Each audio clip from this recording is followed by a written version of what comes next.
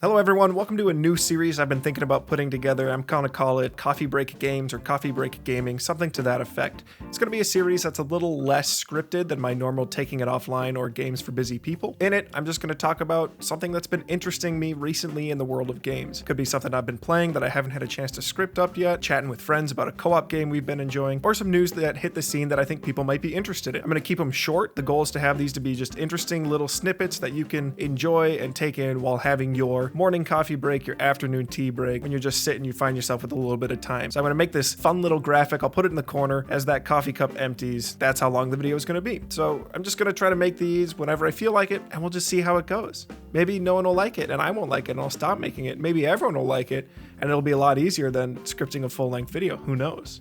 Who knows? Only time will tell. That's the best part about it. For the inaugural Coffee Break Games, I want to talk about this fun game I've been playing called Tunic. I'm not sure yet if it's going to make it onto the Games for Busy People or not, because I haven't made it all the way through and I frankly want to put a little more time into it before I make that choice. Tunic is a game that was released on March 16th for Windows, Mac OS, Xbox Series X and S, and Xbox One. It's a cute little action-adventure game, and once you get a look at it, I think you'll know what the inspiration is.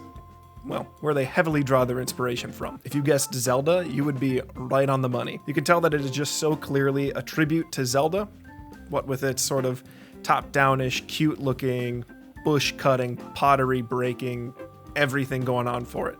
However, don't let this cute little veneer fool you. In addition to taking big inspiration from Zelda, it also uses a lot of the Souls elements. So instead of having just sort of a sword and items you can use, it's got locking on, it's got blocking, it's got rolling, it's got stamina, it's got potions that refill at campfire, shrine type things. And it also has some RPG elements. You can level up your attack, your defense, your speed, your this and that, and all kinds of stats. One of the aspects I really have enjoyed about Tunic is that it doesn't hold your hand at all. You start with nothing at all. No guide to tell you where to go, no weapons, you have a single stick. You can use that to beat down some blobs and eventually make your way into the forest to the place where someone for some reason left a sword. Then you get the sword and you can keep going from there. Now you can cut bushes, which let you into more places. It's a game that really heavily encourages exploration. Around every little corner, there might be a chest, there might be a box of items, there might be money, there might be some nooks or crannies that you can crawl into. All in all, that's what I've enjoyed the most. It doesn't have anything to do with the fighting or the combat or anything. I love walking around this little world.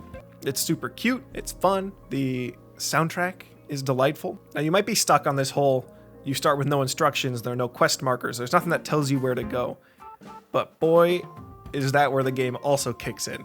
Throughout it, you'll find pages of a digitized version of the instruction manual for the game, and they pay clear homage back to some of the old game manuals of the Nintendo Entertainment System and SNES things. It almost looks like it's this magazine, and it's all in a language that you can't read yet. I don't know if I have to unlock an ability or something in order to read the words, but I don't have that, so I can't. So instead, there are these cool pictures that you kind of have to interpret and figure out what they mean. There are maps. It tells you how to block and roll. You unlock new abilities. It's really kind of fun. It's really cool. It's a fun take on the whole teaching you how to play the game by kind of drip feeding you pages of an instruction manual. And if you pay close attention, it'll also give you little secrets, little hints that you can use to get new items. Like I threw enough bombs and that gave me one permanent bomb every time I go to one of the shrines, which is pretty cool. All that sounds super fun, right? But it got negative reviews. It got big bombed for some reason. So I dug into that a little bit, trying to figure out what's going on here. Why is this, pretty fun, cute little game getting, just dunked on so heavily? Well, it turns out there are two big reasons why people are angry at this game. Number one, it's accused of being too much like Zelda. It's called Tunic, which is usually what Link wears anyway. And it's green. There you have it. That's one sort of category of these negative reviews that's been showing up. The second one, may be fair, I'll let you be the judge of this, is it's being accused of being too hard. I think maybe people saw the Zelda thing and they thought this will be like a Zelda game, but then it dumped in sort of the Souls elements and maybe people didn't think that was as enjoyable. However, to accuse the game of being too hard and then giving it a 0 out of 0 or 0 out of 10 or what have you, it seems a little harsh to me. So those are the two big categories of the negative reviews. If either of those grab you and you say, yeah, I kind of agree with that, then so be it. Don't pick up this game. But I personally disagree with all of them. I really enjoyed Zelda growing up. I really enjoy playing it now.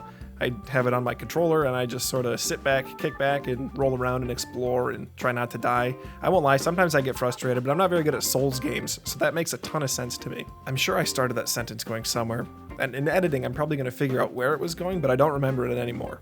So I'm just going to move on. It's $30 on Steam right now. It's an indie developer. It's an absolute blast. I'm going to maybe make a video on it for games for busy people, but who knows? Maybe it'll turn out it's not a good game for busy people. So thanks for coming through to the inaugural episode of Coffee Break Games, Coffee Break Gaming, whatever it's going to be. I'm not totally sure. I haven't landed on it yet. If you think this is going to be an interesting format, please let me know down below. I would love to hear what you have to say and any thoughts or suggestions. I hope if you're having coffee right now, it's good, or if you're just taking a break, that it's a nice break. And once you get back to your day, I hope it's a great rest of your day.